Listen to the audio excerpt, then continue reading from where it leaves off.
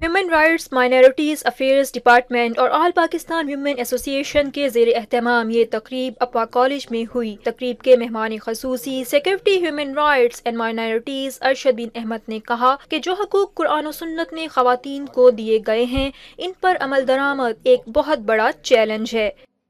ہمیں اپنی اقدار اور اپنے ویلیوز میں رہتے ہوئے وہ رول خوش اسلوبی سے کرنا ہے، اور اس میں خواتین مرد کے شانہ بشانہ اس کو بھرپور انداز سے ادا کر سکتی ہیں۔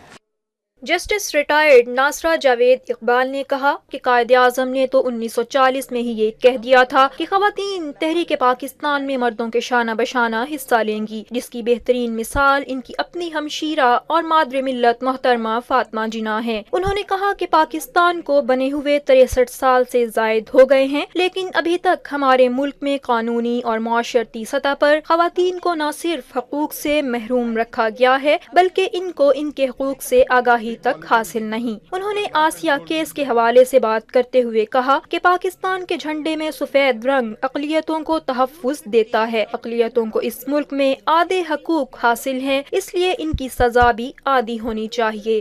آسیہ کے کیس میں تو یہ ہے، دیکھیے وہ خاتون ہے اور ایک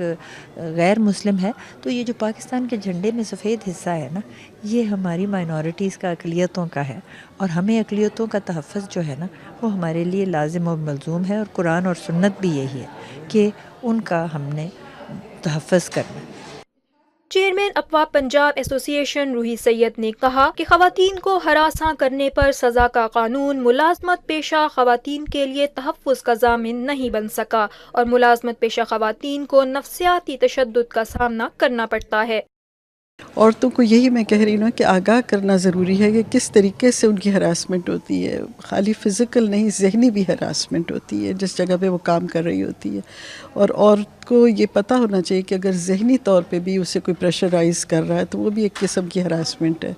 اور اس طرح کے سیمینارز ہم کر ہی اس لیے رہے کہ عورتوں کو پتہ چلے کہ اگر ان کی ہراسمنٹ ہوئی ہے تو وہ کس طریقے سے اس کو ڈیل کر سکتی ہے اور کہاں آ سکتی ہے۔